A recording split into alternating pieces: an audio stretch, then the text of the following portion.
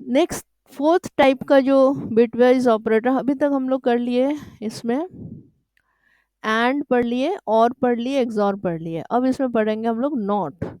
Not मतलब नहीं है, बिटवाइज नॉट मतलब, नॉट मतलब नहीं है, नॉट मतलब inverts every bit of A. Invert पलट देता है, इनवर्ट मतलब उल्टा कर देता है, ए को उलट देता है।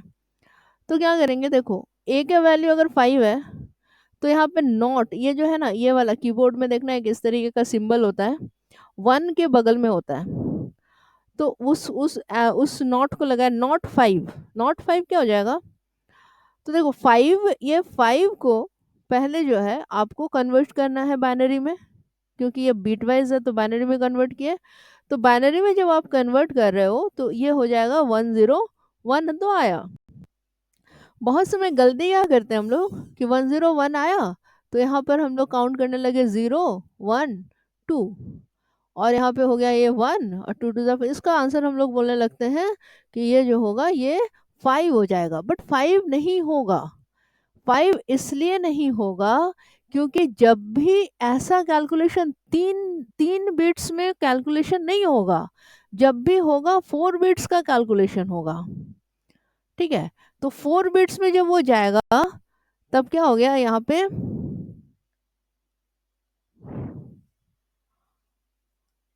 इसका आंसर कितना है देखो, 4 बिट्स मतलब 0 1 0 1, this is the value of 5, this is the value of 5। But इसमें आंसर क्या है, नॉट 5। नॉट 5 मीन्स ये पलट जाएगा, 0 का वैल्यू हो गया 1, 1 का वैल्यू हो गया 0, 0 का वैल्यू हो गया 1, 1 का वैल्यू हो गया 0। तो जब आप इसको कैलकुलेशन करेंगे, जब आप इसको कैलकुलेट करेंगे, तो इसका आंसर आ जाएगा 6 आ जाएगा। देखिए आप, 0 1 2 3, तो कितना हो गया, 2 to the power 3 प्लस, नहीं 0 1 2 3, तो 2 to the power 3 plus 2 to the power 1, तो कितना हो गया, 8 और 9 हो जाता है, यहाँ पे 6 नहीं होगा। आप लोग इसको करके देखिएगा कितना आपका आंसर आएगा। तो ये जो हुआ 1010, ये होगा आपका आंसर। ठीक है, इसको आप लोग अपने से प्रैक्टिकल करके देखिएगा। प्रैक्टिकल में क्या करना है, देखिए इस तरीके से, int a equal to not, not 5, not 5, not जैसे ही आप यहाँ पे लगा दिए, सिस्टम समझ गया कि ये जो है ये बिट वाइज ऑपरेटर है। तो यहाँ पे जब आप सी आउट ए करेंगे तो ए की वैल्यू कितनी है बताओ, तो जो होगा वो आपका हो जाएगा आंसर। ठीक है, हो गया। तो 4 हम लोग पढ़ लिए अभी तक, नॉट तक। नॉट तक में क्या क्या सीख लिया हम लोग, बिट वाइज एंड और एक्सॉर और नॉट, ये चारों हम लोग पढ़ लिया। अब देखते हैं बिट वाइज राइट शिफ्ट और बिट वाइज लेफ्ट शिफ्ट। ये भी बहुत ईजी है, थोड़ा सा खाली कंसेप्ट है इसमें, कंसेप्ट समझना होगा। देखिए राइट शिफ्ट, राइट शिफ्ट मतलब यहाँ पे लिखा है 23 राइट शिफ्ट 2, यहाँ पे देखिए ये 23 right shift 2 is equal to what. तो क्या करना होगा, 23 को तो बाइनरी में कन्वर्ट कर लेंगे, तो कन्वर्ट करेंगे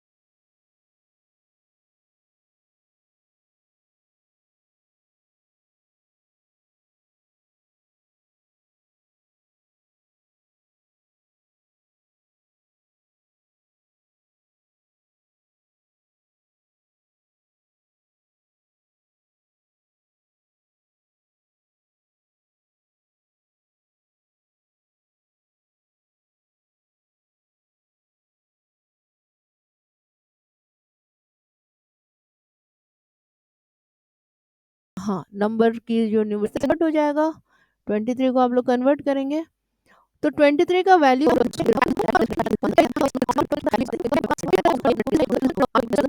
टिपिकली ऑन बुलियन, ये भी जो है लॉजिकल ट्रू और फॉल्स ही देगा, बुलियन वैल्यू और expression. They allow you to combine multiple conditions or make decision based on multiple criterias. तो इसमें मल्टीपल कंडीशंस को एक साथ ज्वाइन करने के लिए लॉजिकल ऑपरेटर का यूज होता है। अभी समझ में आएगा। और दो ऑपरेशंस को एक साथ कंबाइन करने के लिए, तो इसमें there are 3 types of logical operators, ये हम अभी बताएं, एंड और नॉट। एंड में मतलब डबल एंड, और में डबल बार, और नॉट का सिंबल ही है। तो एंड अगर लॉजिकल एंड अगर है तो it returns true if both operands are true. तो हम लोग अभी जो इसका जो ट्रूथ टेबल था इसमें हम लोग पढ़े थे, थोड़ी देर पहले भी पढ़े थे। अगर आप लोग को ये चीज रट लेना है कि अगर आपका डबल एंड है मतलब कहने का मतलब है अगर किसी भी लॉजिकल हो या बिटवाइज हो, अगर एंड है तो दोनों ऑन है तभी ऑन है। अब देखिए यहाँ पे दोनों ऑन है, दोनों ऑन है तभी ऑन है, न तो बाकी सब में वो ऑफ है, फॉल्स है, या ऑफ है, जीरो है। और लेकिन अगर और है किसी भी में, बिटवाइज में हो या लॉजिकल में हो, अगर और है तो कोई भी एक जगह अगर वन है तो वो ऑन है, अगर जीरो होगा तभी वो ऑफ होगा। ये इसका लॉजिक है, ये इसका ट्रूथ है, मतलब इसका ये इसका थ्योरी ही वही है। तो अगर if both operands are true and operator returns true, यहाँ पे साफ साफ है ये ट्रू तभी होगा if both operands are true, दोनों अगर ट्रू होगा तभी, दोनों के बीच में देखिए यहाँ पे एंड का सिंबल लगाए हैं, तभी वो ट्रू होगा, अदरवाइज ये हो जाएगा आपका फॉल्स। और में क्या है, if returns true if at least one of the operands are true, दोनों में से कोई भी, मैंने एटलीस्ट अगर एक भी ऑपरेंट ट्रू है तो वो ट्रू हो जाता है। तो यहाँ पे क्या सिंबल लगाए हैं, यहाँ पे लगा दिए हैं ये वाला बार का, डबल बार का सिंबल। और नॉट क्या करता है, नॉट जो है वो पलट देता है वैल्यू को। The not operator इन्वर्ट्स the Boolean value of the, इन्वर्ट्स माने पलट देना, उल्टा कर देगा। तो उल्टा कर देने का मतलब क्या है, अगर ट्रू नहीं है, देखिए यहाँ पे लगा है नॉट ट्रू, अगर ट्रू नहीं है, ट्रू नहीं है तो क्या होगा, फॉल्स होगा। और अगर नॉट फॉल्स, अगर नॉट फॉल्स है तो क्या हो जाएगा, वो ट्रू हो जाएगा। If the operand is true it returns false, और if the operand is false it returns true. मतलब कहने का है, इसका एक्सप्रेशन हम लोग ऐसे लगाएंगे, नॉट के बाद एक्सप्रेशन लगाएंगे, वो नहीं है, वो नहीं है, ट्रू नहीं है तो क्या होगा, फॉल्स होगा। तो इसका लॉजिक इस तरीके से बनता है, इसमें 3 ही है, थोड़ा यूज हम लोग इसको करते हैं। देखिए ऐसे होगा, लॉजिकल ऑपरेंड्स में हमेशा 2 एक्सप्रेशन कम से कम चाहिए होता है। तो 2 एक्सप्रेशन देखिए, तभी तो बीच में हम लोग उस ऑपरेटर्स को यूज करेंगे। 2 मल्टीपल कंडीशन, देखिए मल्टीपल कंडीशन को कंबाइन करने के लिए कंडीशन है। तो कंडीशन क्या है, देखिए नीड्स टू स्टेटमेंट बताएं, एंड के लिए भी और के लिए भी। देखिए x equal to 5 is greater than 2, 5 is greater than 2, yes it is, 5 तो ग्रेटर ही है 2 से। तो अगर ये ट्रू हुआ तो ये हो गया आपका 1, ट्रू में 1 होगा, 1 है, 1 आ गया। और अगर, और 5 इज लेस देन 10, यहाँ पे लिखे हम 5 इज लेस देन 10, तो ये भी ट्रू है, ट्रू है, तो यहाँ पर आ गया आपका, देखिए यहाँ पे ये आपका रिलेशनल ऑपरेटर लगा, तो यहाँ पे इसका हो गया आपका 1, 1 हो गया। और लेकिन यहाँ पे क्या एंड का सिंबल लगा है, तो क्या हो जाएगा, क्या देखना होगा, दोनों अगर एंड है, दोनों अगर 1 है और बीच में एंड का सिंबल है, तो क्या हो जाएगा, आंसर जो देगा वो 1 देगा, 1 हो गया। अब यहाँ पर दूसरा एग्जाम्पल में एंड ही एंड लगाए हैं, लेकिन देखिए यहाँ पे 5 इज ग्रेटर देन 7, नहीं 5 ग्रेटर नहीं होता है 7 से, तो आंसर क्या है, लॉजिकल के अनुसार ये हो गया आपका ये रिलेशनल के अनुसार ये हो गया आपका 0। एंड 5 इज लेस देन 10, हाँ इट इज ट्रू, तो यहाँ पे तो हो तो गया 1, लेकिन यहाँ पर हमने लगा के रखा है एंड ऑपरेटर मतलब अगर दोनों 1 होगा तभी ऑन होगा, नहीं तो हो जाएगा ये फॉल्स। ठीक है, यहाँ पे सेम कंडीशन में अगर यहाँ पर एंड की जगह हम और लगा दें तो आपका आंसर हो जाएगा 1, क्योंकि दोनों में से कोई एक 1 ऑन ऑन है। क्लियर है? लॉजिकल एक्सप्रेशन इम्पॉर्टेंट है, हर बहुत सारे जो आपके क्वेश्चंस होते हैं उसमें यूज होता है लॉजिकल ऑपरेटर्स। और ऑपरेटर्स के श्रृंखला में जो नेक्स्ट ऑपरेटर है that is conditional operator. Conditional operator क्या करता है, इस ये जो होता है ये आपको डिसीजन कंट्रोल में मदद करता है। जैसे देखिए क्या है, the conditional operator also called और the ternary operator. Ternary operator, ternary का मतलब हो गया, देखिए एक था, एक शुरू में हम लोग पढ़े थे यूनरी। यूनरी में आपका एक ही ऑपरेंड था। बाइनरी ऑपरेटर, इसके बाद जितना भी हम लोग पढ़े अरिथमेटिक वगैरह, ये सारा बाइनरी ऑपरेटर था जिसमें था 2 ऑपरेंड। और टर्नरी जो ऑपरेटर है इसमें है 3 ऑपरेंड। Ternary 3 operand. तो the conditional operator is also called ternary operator in C++।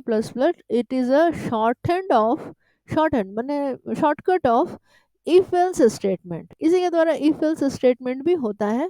It is used for decision control, decision making में ये यूज होता है।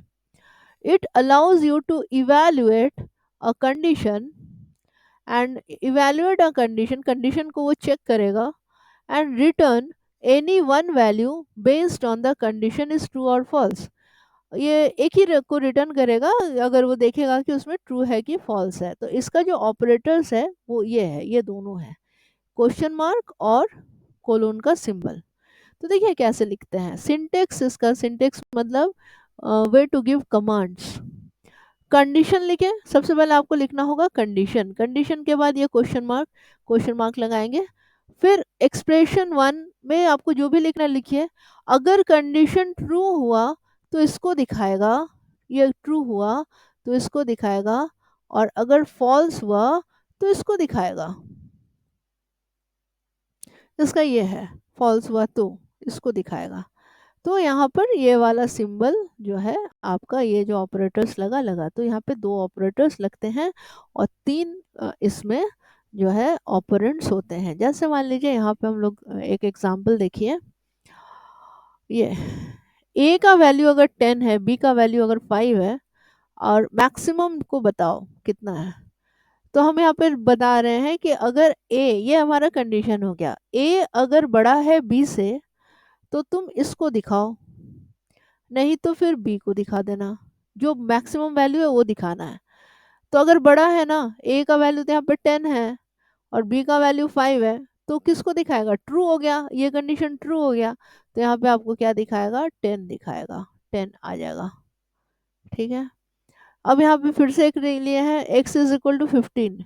तो 15 अगर ग्रेटर है, 15 अगर ग्रेटर है 10 से, 15 अगर ग्रेटर है 10 से, तो क्या करो, इसको, इसके x को 15 को 2 से डिवाइड कर दो, नहीं तो से मल्टीप्लाई कर दो, नहीं तो डिवाइड कर दो। तो यहाँ पे क्या कर देगा, यहाँ इसको इसको काम कर देगा। ठीक है, और नेस्टेड कंडीशनल ऑपरेटर्स में अगर इस तरीके से लिखते हैं तो एक के अंदर एक, फिर उसको चेक करता है तीनों में कौन बड़ा है।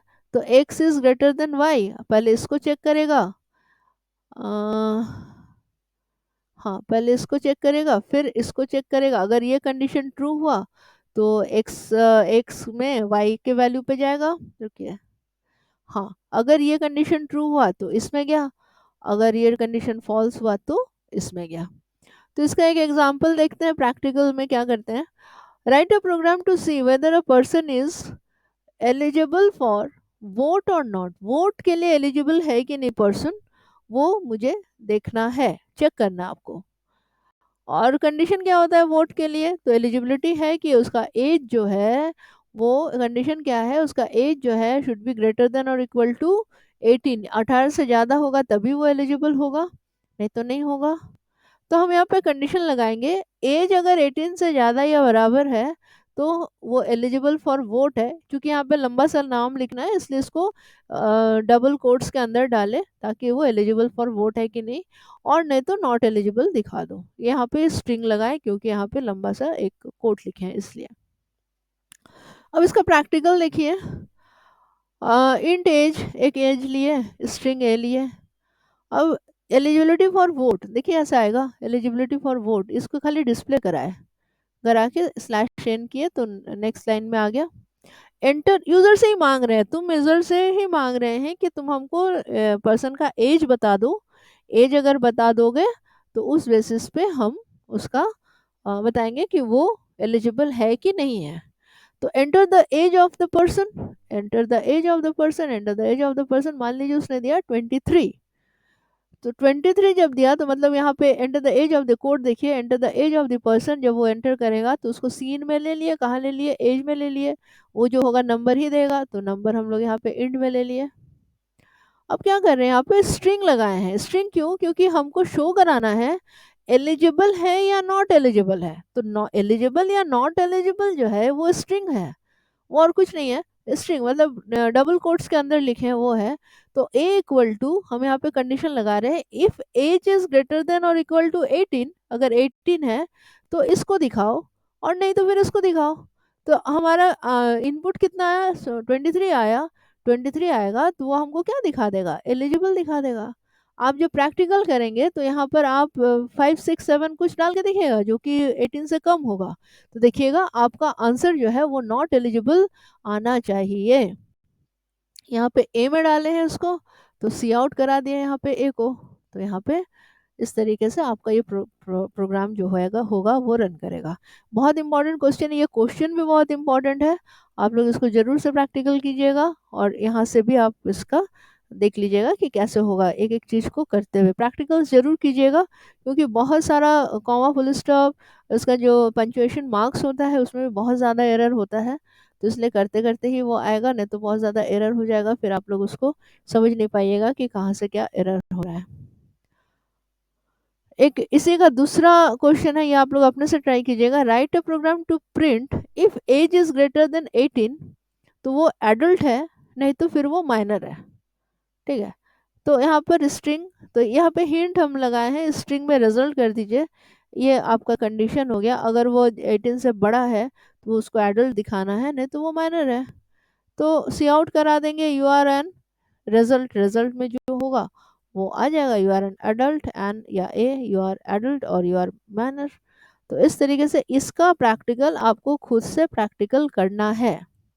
नहीं होगा तो आप लोग कमेंट्स करिएगा, उसका आंसर हम ज़रूर से बता देंगे।